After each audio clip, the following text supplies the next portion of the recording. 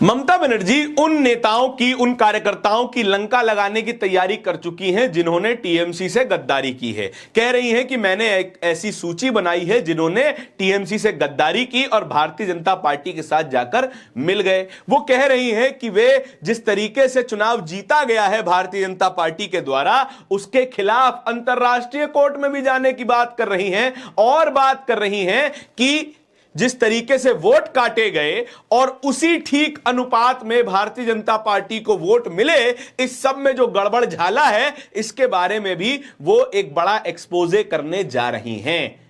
पहले ममता बनर्जी कहती हैं कि वो इस्तीफा नहीं देंगी, फिर कहती हैं इस्तीफा दे देंगी और अब कह रही हैं कि अंतर्राष्ट्रीय कोर्ट तक जाएंगी। असल में बंगाल की राजनीति में क्या हो रहा है इसके बारे में अच्छे अच्छे नेता, राजनीतिक विश्लेषक भी समझ नहीं पा रहे हैं। जो 90 लाख वोट काटे गए उनका क्या होगा? जो 27 लाख वोटर अब भी इंतजार कर रहे हैं अपना नाम दोबारा वोटर लिस्ट में जुड़ने का, उनका क्या होगा? इसके साथ साथ ज्ञानेश कुमार कह रहे हैं कोई बात नहीं, आप अगले चुनाव में वोट दे दीजिएगा, जैसे कि लॉलीपॉप हो, आज नहीं मिला अगली बार ले लेना।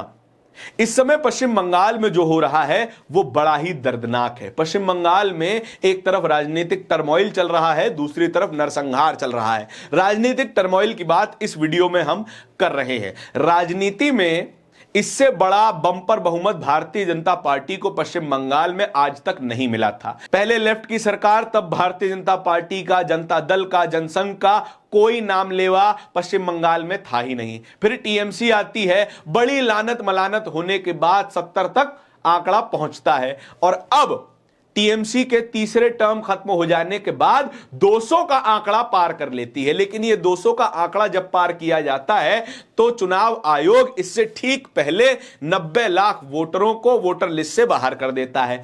63 लाख लोगों के कारण भी पता होते हैं कि कुछ मर गए, कुछ शिफ्ट हो गए, कुछ डुप्लीकेट वोटर थे, लेकिन जो 27 लाख वोटर हटाए गए, जो अब भी इंतजार कर रहे हैं कि कब जाके उनका नाम दोबारा बंगाल की वोटर लिस्ट में शामिल होगा, वो लोग इंतजार कर रहे हैं, अभी भी अपील में अटके हुए हैं। सुप्रीम कोर्ट ने चुनाव आयोग को हिदायत भी दी थी कि जल्द से जल्द इन तमाम सुनवाइयों को पूरा किया जाए, ट्रिब्यूनल में जितने भी लोग फंसे हुए हैं उनके नामों पर चर्चा की जाए और इन्हें वोटर लिस्ट में शामिल किया जाए। लेकिन उसके बावजूद भी इन लोगों को शामिल अभी तक नहीं किया गया है। इसी बीच ज्ञानेश कुमार का बयान आता है, कहते हैं कि जो लोग इस चुनाव में वोट नहीं दे पाए हैं वो अगले चुनाव में वोट दे लीजिएगा। मानो कोई लॉलीपॉप हो, पिताजी ने लॉलीपॉप आज नहीं दिलवाई, कल दिलवा देंगे, परसों दिलवा देंगे, पिताजी हैं कभी तो कृपा करेंगे। लेकिन ममता बनर्जी इस वक्त अड़ गई हैं। ममता बनर्जी पहले कहती हैं कि वो इस्तीफा नहीं देंगी, उन्हें गलत तरीके से हराया गया है, वोटर्स को वोट नहीं डालने दिया गया, यह चुनाव रिग करके जीता गया है। फिर कहती हैं कि वो इस्तीफा दे देंगी, लेकिन अब कह रही हैं कि इस चुनाव के नतीजों के खिलाफ वो अंतर्राष्ट्रीय कोर्ट तक जा सकती हैं और जिन भी लोगों ने टीएमसी के साथ गद्दारी की है उसकी सूची बनाई जा रही है। इस वक्त ममता बनर्जी की स्थिति ऐसी हो गई है कि वे राज्य में तो अपने एग्जिस्टेंशियल क्राइसिस से जूझ भी रही हैं, उनकी पार्टी में भगदड़ भी हो सकती है, लोग बड़ी संख्या में टीएमसी छोड़कर बीजेपी में शामिल भी हो सकते हैं, सवाल पार्टी बचाने का भी है, लेकिन राष्ट्रीय राजनीति में खुद को बचाए रखने का भी है। जैसे ही चुनाव के नतीजे आते हैं, ममता बनर्जी की प्रेस कॉन्फ्रेंस भी होती है। वो कहती हैं कि इंडिया गठबंधन मजबूती से खड़ा है, कहती हैं कि इंडिया गठबंधन के तमाम नेताओं का फोन भी उनके पास आया है। जिस ममता बनर्जी जी ने तमाम इंडिया गठबंधन के नेताओं को बंगाल में घुसने से मना कर दिया था, चुनाव लड़ने से मना कर दिया था, वो तो भलमनसाई हो इंडिया गठबंधन के नेताओं की कि उन्होंने बंगाल ममता दीदी के हाथों सौंप दिया।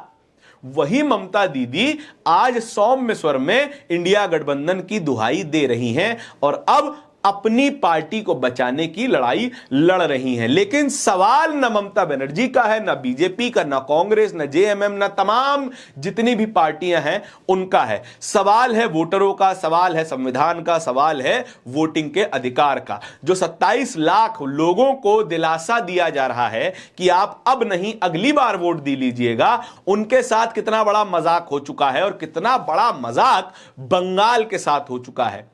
यानी कि ज्ञानेश कुमार ये कह रहे हैं अगले चुनाव में वोट दीजिएगा, यानी कि वो जानते थे जानते थे कि ये वोटर्स लेजिटिमेट वोटर हैं और जानबूझकर जानते भालते भी उन लोगों को वोट नहीं देने दिया गया और लिहाजा भारतीय जनता पार्टी के लिए एक सिंपल वॉकओवर बन गया।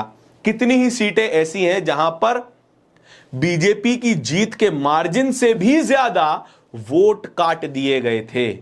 क्या इसका जवाब भी ज्ञानेश भैया दे पाएंगे? शायद नहीं दे पाएंगे। ज्ञानेश भैया ये स्वीकार तो कर ही रहे हैं कि अब वोट नहीं दिया, कोई बात नहीं, अगली बार देख लीजिएगा। इस पूरी खबर के बारे में आपके क्या विचार हैं? कमेंट सेक्शन में बताइएगा जरूर। इस तरह की और भी खबरों को देखते रहने के लिए बोलता हिंदुस्तान को सब्सक्राइब जरूर कीजिएगा। बहुत बहुत शुक्रिया।